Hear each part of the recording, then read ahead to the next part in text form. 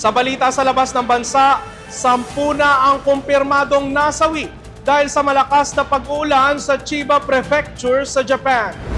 Nakapagtala ng record-breaking rainfall ang syudad ng Chiba nang humigit kumulang 3 beses sa karaniwang dami ng ulan para sa buwan ng Agosto na naitala lamang sa loob ng kalahating araw. Kapansin-pansin ang mga sasakyan na iniwan na lang sa gitna ng kalsada. Sa tala ng otoridad, nasa 2,500 vehicles ang inabandona mula Sabado at Linggo araw sa Japan. 2,000 dito ay iniwan sa gitna ng daan, habang nasa 500 vehicles naman ang nakaabala sa daloy ng trapiko. Naitabi na ang iba pang sasakyan sa gilid ng kalsada nang humupa ang pagbabaha. Ayon sa opisyal ng Chiba, mahigit 100 katao na ang pansamantalang nasa evacuation center. Nasa 1,500 na kabahayan naman ang apektado ng pagbabaha doon.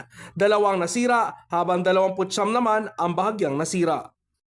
Sa mga balita sa probinsya naman, 11 nasawing Pinoy seaman sa nangyaring drone attack sa Black Sea na iuwi na sa Camarines Sur.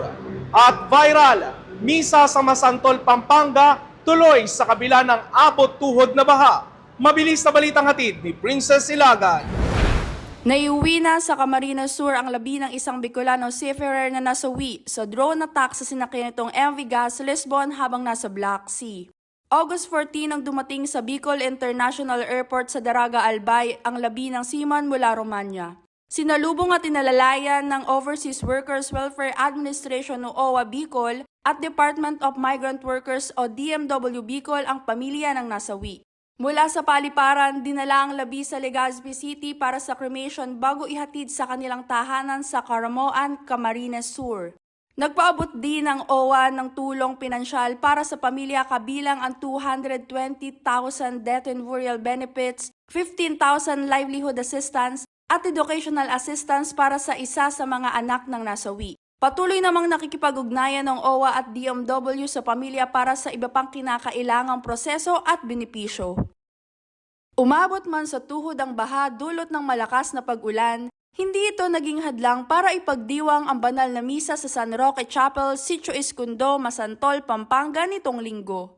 Kwento ni Father Christian Ray Kayanan, sa kabila ng baha, nagtipon pa rin ang mga mananampalataya upang makiisa sa pagdiriwang ng kapistahan ng kanilang patron na si San Roque. Lubog man sa baha ang ilang bayan, nananatiling buhay ang pananampalataya ng mga Kapampangan. Patunay na maging ang baha ay hindi hadlang sa sama-samang panalangin at pagdiriwang ng pananampalataya. Princess Ilagan, All TV News, Channel 2. Sa iba pang balita sa probinsya, 170 million pesos na halaga ng ilegal na sigarilyo nasabat sa Sulu at nawawalang mangingisda sa Isla Verde sa Batangas, patuloy na hinahanap ng PCG. Higit sa 170 million pesos na halaga ng mga pinuslit na sigarilyo sa karagatan ng Parang sa lalawigan ng Sulu ang nasabat ng Naval Command Western Mindanao. Ayon sa Public Affairs Office ng NCWM, umabot sa 695 master cases o kahon ng iba't ibang uri ng sigarilyo na nagkakahalaga ng 170.14 million pesos kasama ang naharang na sasakyang dagat na nagkakahalaga naman ng 1.5 million pesos. Kaya umabot sa 171.64 million pesos ang kabuang tinatayang halaga. Ang 5 tripulante at 19 na manggagawa ay dinala para sa kustodiya at tamang pagproseso. Habang ang nasabat na sasakyang dagat at mga kontrabando ay pinasa naman sa kustodiya ng Bureau of Customs Port of Zamboanga para sa tamang disposition at kaukulang legal in action. Patuloy ang isinasagawang search and rescue operations para sa 64 years old na mangingisda na residente ng Barangay Liponpon, Isla Verde na iniulat na nawawala mula pa noong August 5, 2026. Ayon sa PCG, nagtungo sa karagatan sa Ginoong Soriano sakay ng isang kulay asul na desagwan na bangka alas 9 ng umaga noong August 5 pero hindi na siya nakabalik. Nagsagawa na ng joint aerial surveillance ng Philippine Air Force at PCG gamit ang helicopter na may forward-looking infrared system kasama ang visual observation sa palibot ng mga karagatan ng Batangas City, Isla Verde, Lobo at San Juan, Batangas. Kasalukuyan naman nagpapatupad ang mga tauhan ng Coast Guard Station Batangas at Marinduque ng mga abiso sa lahat ng mga dumadaang sasakyang dagat para agad na maiulat ang anumang makikitang kaugnay na impormasyon. Parang may whole new world na namang binuksan si Lea Salonga. Balik Princess Shoes ang ating Tony Award-winning singer-actress matapos siyang mapabilang sa isang star-studded Disney Princess concert sa California, USA. Balik Disney Princess mode si Lea Salonga. Every wish begins with a dream. Nakasama niya ang iba pang princess star sa Disney Princess The Ultimate Concert Celebration sa Disney California Adventure. Isa sa pinaka-memorable na moment, ang reunion nila ni Ming-Na Wen, ang nagbigay boses kay Mulan.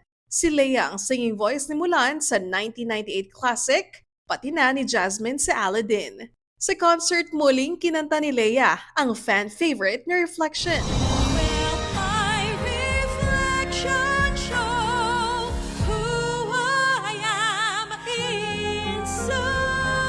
At may duet din siya kasama si Brandy para sa A Whole New World. Ayon sa Disney, pinagsama-sama sa concert ang mga artistang naging boses o gumanap bilang Disney princesses bilang biggest gathering ng mga Disney talents. At iyan ang mga balita ngayong umaga. Para sa iba pang balitang mabibilis, bisitahin ang aming website, alltv.ph/news. Ako po si Michelle Giliang. I-like at i-follow din ang aming social media accounts para laging updated. Ako po si Ralph Lopez. Magandang umaga.